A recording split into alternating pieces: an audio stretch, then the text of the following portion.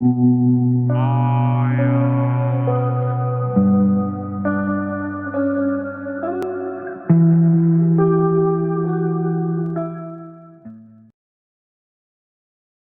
Guys, आज मैं Pacific rim के पार्ट 2 को एक्सप्लेन करूंगा। इस कहानी के पहले पार्ट में हमने देखा था कि कैसे एलियंस ने दूसरी दुनिया से पृथ्वी पर एक पोर्टल खोला और वहां से कुछ काइजू एलियंस पृथ्वी को तबाह करने के लिए आ गए, जिन्होंने पृथ्वी पर काफी ज्यादा तबाही भी मचाई थी। लेकिन कुछ सोल्जर्स ने सभी काइजू को मार दिया और दूसरी दुनिया का पोर्टल भी बंद कर दिया। अब सीन प्रेजेंट टाइम में शिफ्ट होता है। एलियंस और रोबोट्स की लड़ाई को 10 साल बीत चुके हैं। 10 साल पहले जो रोबोट्स खराब हुए थे वो आज भी वहीं पर मौजूद हैं। अगली सीन में हम कुछ ऐसे लोगों को देखते हैं जो रोबोट्स के पार्ट की चोरी करते थे। फिर हम एक लड़के जेक को देखते हैं जो मार्शल का बेटा था। असल में मार्शल वही था जिसने काइजू से लड़ते हुए खुद को सैक्रिफाइस कर दिया था। लेकिन मार्शल का बेटा जेक रोबोट्स के पार्ट को चुरा कर बेचता था, क्योंकि अब इस समय पर कुछ ऐसे भी लोग थे जो अपना खुद का रोबोट बनाना चाहते थे। अब जेक कुछ लोगों को रोबोट के पार्ट्स देने के लिए लाता है, लेकिन उसके पास वो पार्ट्स नहीं थे, इसलिए वो उन सभी को धोखा देकर वहाँ से भाग जाता है। जब जेक भाग कर जा रहा होता है तो वो वहाँ पर एक लड़की को देखता है जिसका नाम अमारा था। ये लड़की अमारा भी रोबोट्स के पार्ट्स को चुराया करती थी। अमारा ने उस रोबोट्स के पार्ट को चुरा लिया था जिसके लिए जेक यहाँ पर आया था। लेकिन जेक किसी तरह से अमारा का पीछा करते हुए उसके ठिकाने तक पहुँच जाता है। यहाँ पर वो देखता है कि अमारा ने एक रोबोट बनाया है जिसे एक सिंगल पायलट चला सकता है। वहाँ पर जेक को अमारा मिलती है। जेक अमारा से बोलता है कि तुम्हें इस रोबोट को बेच देना चाहिए। इससे पहले कि अमारा कुछ बोलती, वहाँ पर सिक्योरिटी के कुछ लोग आ जाते हैं जो आज भी बड़े बड़े रोबोट बनाते थे, ताकि अगर एलियंस ने कभी भी अटैक किया तो वो दोबारा उन रोबोट्स की मदद से अपने आप को बचा सकेंगे। साथ ही साथ ये उन लोगों को भी पकड़ते थे जो अपने रोबोट्स बनाते थे या उसके पार्ट्स को चुराते हैं। इससे पहले कि ये लोग अमारा या जेक को पकड़ सकते, अमारा अपने रोबोट्स के अंदर बैठ जाती है। जेक भी रोबोट के अंदर आ जाता है और ये सिक्योरिटी के सामने से ही वो घर तोड़कर निकल जाते हैं। लेकिन तभी वहाँ पर एक बहुत बड़ा रोबोट आ जाता है। अमारा उससे बचने के लिए काफी नाकाम कोशिश करती है, लेकिन वो बड़ा रोबोट इसे एक ही इलेक्ट्रिक शॉक देकर बेहोश कर देता है और इन दोनों को जेल भेज दिया जाता है। जेल में जेक से मार्को बात करती है। मार्को वही लड़की है जिसे जेक के फादर मार्शल ने अडॉप्ट किया था, यानी कि वो एक तरह से उसकी बहन है। साथ ही वो पीपीडीसी ऑर्गेनाइजेशन की सेक्रेटरी जनरल है। ये वहाँ पर रोबोट्स के पायलट को ट्रेनिंग देती है। मार्को जेक से कहती है कि या तो तुम जेल में रहो या तो तुम ट्रेनिंग सेंटर आ जाओ जहाँ तुम नए पायलट को ट्रेनिंग दोगे। असल में जेक भी रोबोट्स का ही पायलट था और वो अपने काम में काफी ज्यादा अच्छा भी था। जेक को अपनी बहन मार्को की बात माननी पड़ती है, इसलिए जेक और अमारा इन दोनों को उस जगह भेजा जाता है जहाँ पर नए पायलट्स को ट्रेनिंग दिया जाता है। अमारा को इसलिए भेजा गया था क्योंकि उसने काफी छोटी उम्र में अकेले ही एक रोबोट बना लिया था। यहाँ पर जेक अपने उस पार्टनर से भी मिलता है जो पहले उसका को पायलट हुआ करता था। इसका नाम न्यूट है। ये दोनों एक दूसरे को पसंद नहीं करते हैं। जेक यहाँ पर आ तो गया था, लेकिन वो जल्द से जल्द वहाँ से भागना चाहता है। यहाँ पर एक कंपनी की ओनर शाओ आती है। इसके साथ न्यूटन भी आया हुआ था। न्यूटन वही वैज्ञानिक है जिसने पिछली कहानी में अपने दिमाग को काइजू के दिमाग के साथ जोड़ा था और एलियंस के बारे में काफी जानकारी निकाली थी। पर अब वो शाओ के साथ मिलकर काम करता है। इन दोनों ने मिलकर बहुत ही एडवांस रोबोट्स बनाए हैं जिन्हें दूर से ही एक पायलट कंट्रोल कर सकता है। अब शाओ अपने रोबोट्स को सभी को दिखाती है। वो पूरी दुनिया में अपने रोबोट्स को दिखाना चाहती है। इसके लिए उसको मार्को की कंपनी से परमिशन लेना था, लेकिन मार्को उसको परमिशन नहीं देना चाहती थी क्योंकि मार्को को ऐसा लगता था कि इन रोबोट्स को दूर से ही चलाया जा सकता है। इसका मतलब कि इन्हें आसानी से हैक भी किया जा सकेगा और अगर ऐसा हो गया तो क्या पता कि वो रोबोट सभी के लिए खतरा बन जाएं। अगले सीन में मार्को जेक से कहती है कि तुम अपने को पायलट न्यूट के साथ एक रोबोट पर बैठ कर आओ ताकि तुम पेसियस के लोगों का वेलकम कर सको। अगले दिन जेक और न्यूट एक रोबोट को चलाते हुए वहीं पर आते हैं जहां पर पेसियस के लोगों की मीटिंग थी। इस मीटिंग के लिए मार्को भी अपने हेलीकॉप्टर में आ रही थी, लेकिन तभी हम देखते हैं कि पानी से एक बहुत ही बड़ा रोबोट बाहर आता है। वो जेक और न्यूट के रोबोट पर मिसाइल से अटैक करता है। वो दोनों तो अपने आप को आसानी से बचा लेते हैं, लेकिन वो मिसाइल्स एक बिल्डिंग पर लग जाती है और एक हेलीपैड उस बिल्डिंग से नीचे गिरता है। इससे पहले कि किसी की जान जाती, न्यूट और जेक उस हेलीपैड को पकड़ लेते हैं और अब वो रोबोट उस हेलीकॉप्टर पर अटैक करने वाला था जिसमें मार्को बैठी हुई थी। तब जेक और न्यूट उस रोबोट पर एक बोट फेंकते हैं, जिसकी वजह से उस रोबोट का निशाना हट जाता है। अब उन दोनों रोबोट के बीच में फाइट शुरू हो जाती है। तभी जेक अपने रोबोट में बैठा देखता है कि जिस हेलीकॉप्टर में मार्को बैठी है वो क्रैश होने वाला है और वो भागता हुआ हेलीकॉप्टर की तरफ जाता है, लेकिन वो उसे नहीं पकड़ पाता और वो हेलीकॉप्टर नीचे गिरकर क्रैश हो जाता है,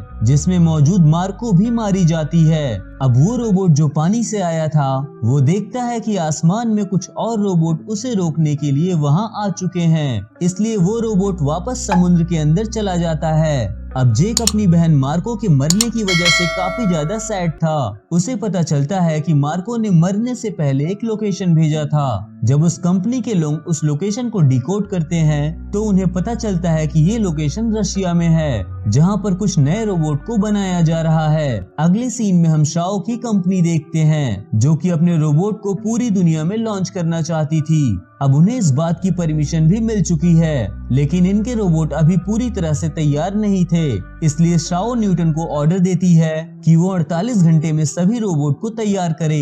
अब न्यूटन रोबोट को तैयार करना शुरू करता है। यहाँ पर हमें पता चलता है कि न्यूटन के पास आज भी एक काइजू का ब्रेन है जो अभी भी एक्टिव है, और फिर वो काइजू के ब्रेन को अपने ब्रेन से जोड़ता है ताकि वो एलियंस के बारे में कुछ और इंफॉर्मेशन कलेक्ट कर सके। दूसरी तरफ हम जेक और न्यूट को देखते हैं जो अपने रोबोट लेकर उसी लोकेशन पर आ चुके हैं जिस लोकेशन के बारे में मार्को ने उन्हें बताया था, यानी कि वो अब रशिया में थे और ये जगह पूरी तरह से सुनसान थी। यहाँ पर कोई भी नहीं था। इससे पहले कि वो लोग कुछ समझ पाते, यहाँ पर वही रोबोट आ जाता है जिसने मार्को के प्लेन को क्रैश किया था। अब दोनों रोबोट्स के बीच फाइट शुरू हो जाती है। काफी लंबी फाइट के बाद जेक और न्यूट का रोबोट उस दूसरे रोबोट को मार देता है। अब ये लोग ये जानना चाहते थे कि उस रोबोट को कौन ऑपरेट कर रहा है, लेकिन जब ये लोग उसका सिर खोलते हैं तो वो देखते हैं कि उसके अंदर कोई इंसान नहीं है। वहाँ पर एक काइजू का ब्रेन है जो उस रोबोट को शुरू से ही कंट्रोल कर रहा था। ये देखकर वो सभी काफी ज्यादा हैरान होते हैं। उस काइजू के ब्रेन को लैब के अंदर लाया जाता है। लैब में टेस्ट करने के बाद ये पता चलता है कि ये किसी काइजू का ओरिजिनल ब्रेन नहीं है। इस ब्रेन को तो काइजू के सेकेंडरी ब्रेन से पृथ्वी पर ही बनाया गया है, यानी कि ये सब किसी इंसान का ही काम है। दूसरी तरफ हम अमारा को देखते हैं जो उस रोबोट को टेस्ट के लिए अंदर ले गई थी। यहाँ पर अमारा को पता चलता है कि इस रोबोट को शाओ की कंपनी ने ही बनाया है और अब अमारा ये सारी बातें जैक को भी बताती है। अगले सीन में हम शाओ कंपनी को देखते हैं जिसने अपने सभी रोबोट्स को लॉन्च कर दिया है। लॉन्च करने के कुछ टाइम बाद शाओ की कंपनी के सभी रोबोट्स ट्रांसफॉर्म होने लगते हैं क्योंकि इन रोबोट्स के अंदर काइजू का ब्रेन था। इसके बाद काइजू का ब्रेन उन रोबोट्स को कंट्रोल करने लगता है। अब शाओ कंपनी के सारे रोबोट्स काइजू रोबोट बन चुके थे।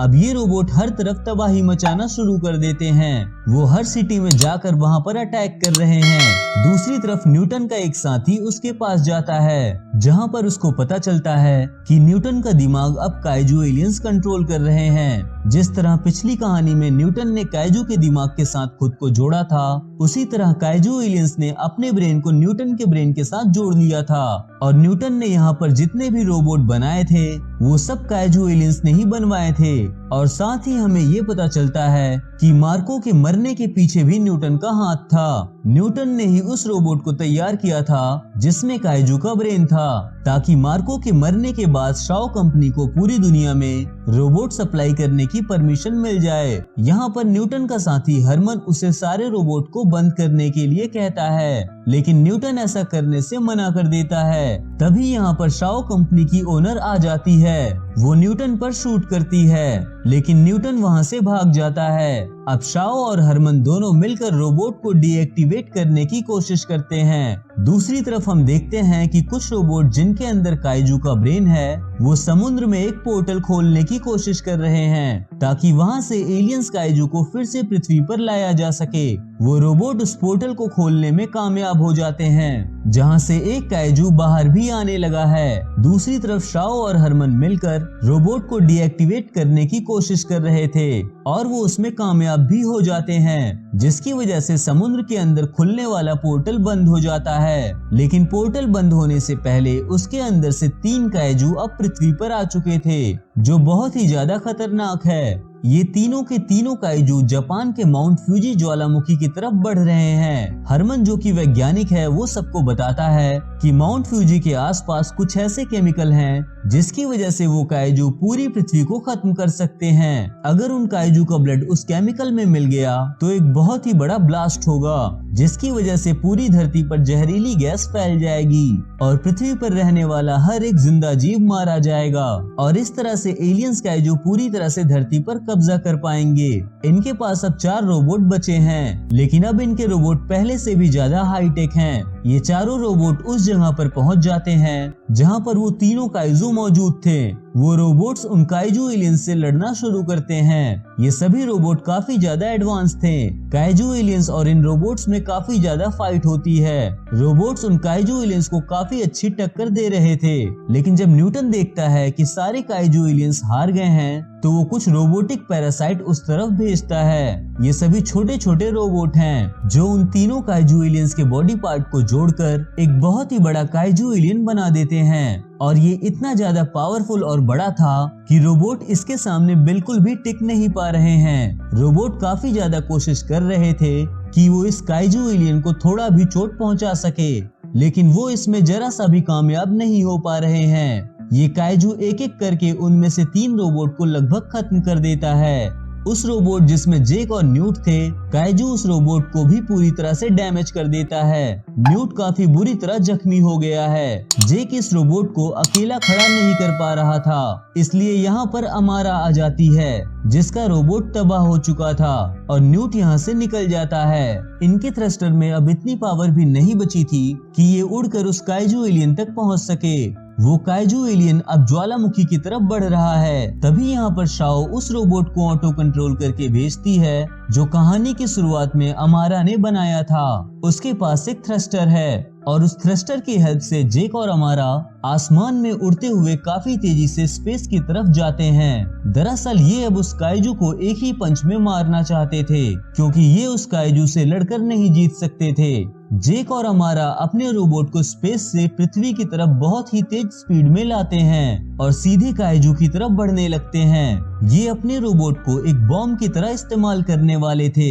इससे पहले कि इनका रोबोट काइजू से टकराए, जेक और अमारा एस्केप पॉड से निकलने की कोशिश करते हैं, लेकिन इनका एस्केप पॉड जाम हो जाता है। तभी अमारा का बनाया हुआ वो छोटा रोबोट, जो कि अभी भी उस बड़े रोबोट के साथ जुड़ा हुआ था, वो उसके अंदर एक होल कर देता है, जिसमें से जेक और अमारा बाहर निकल जाते हैं। दूसरी तरफ वो काइजू एलियन भी ज्वालामुखी के काफी करीब आ चुका है। उसे उस ज्वालामुखी तक पहुंचने में सिर्फ कुछ ही सेकंड बचे थे। तभी वो रोबोट काफी तेजी से सीधा उस काइजू एलियन से आकर टकराता है, जिसकी वजह से एक काफी बड़ा ब्लास्ट होता है और वो काइजू एलियन उस एक ही पावरफुल अटैक में मारा जाता है। जेक और अमारा भी पूरी तरह से सेफ थे। दूसरी तरफ न्यूटन जब देखता है कि उसका प्लान फेल हो चुका है, तो न्यूटन प्लान बी एक्टिवेट करने की कोशिश करता है। तभी पीछे से न्यूट आ जाता है, जो उसे एक पंच मारता है, जिसकी वजह से न्यूटन बेहोश हो जाता है। अब ये सभी न्यूटन को अपने कब्जे में ले लेते हैं। न्यूटन का ब्रेन अभी भी एलियंस के कब्जे में था। वो एलियंस न्यूटन के थ्रू इन लोगों से कहते हैं कि हम सभी दोबारा इस पृथ्वी पर अटैक करेंगे। तब जेक न्यूटन से कहता है कि उन एलियंस से कहना कि उन्हें हमारे पास आने की जरूरत नहीं है, बल्कि उससे पहले हम उनके पास आकर उन्हें खत्म कर देंगे। इसी के साथ ये मूवी यहीं पर खत्म हो जाती है। तो गाइस, आप लोगों को ये मूवी कैसे लगी कमेंट में जरूर बताना, और पसंद आई हो तो इसे लाइक जरूर करना।